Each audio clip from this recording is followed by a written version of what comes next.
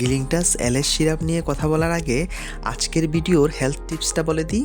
বন্ধুরা, শীতের শুরুতে আর শীত যাওয়ার সময় কাশির উপদ্রবটা সবচেয়ে বেশি বেড়ে যায়। তাই এই সময় আপনি যখন বাইরে জার্নি করবেন বা কোথাও যাবেন, তখন মাস্ক অবশ্যই ব্যবহার করবেন, যাতে বাইরের ধুলা আর কুয়াশা আপনার নাকে দিয়ে ভিতরে না যায়। গিলিংটাস এলএস সিরাপের মধ্যে লিবুসালবিউটামল সালফেট, অ্যামব্রক্সল হাইড্রোক্লোরাইড আর গুয়াফেনেসিন এই তিনটি উপাদান আছে। আর এই ওষুধটি ওয়েট কফ বা যেসব কাশির সঙ্গে স্পুটাম আছে সেই কাশির জন্যই ব্যবহৃত হয়। বড়দের জন্য অ্যাডাল্ট ডোজ 10 ml করে ডেলি 3 বার প্রেসক্রাইব করা হয়।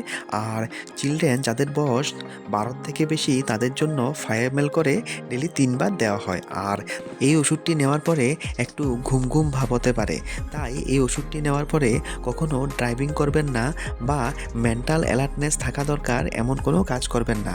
মনে রাখবেন, ওষুধ প্রেসক্রিপশন ছাড়া কখনোই কিনবেন না বা ব্যবহার করবেন না।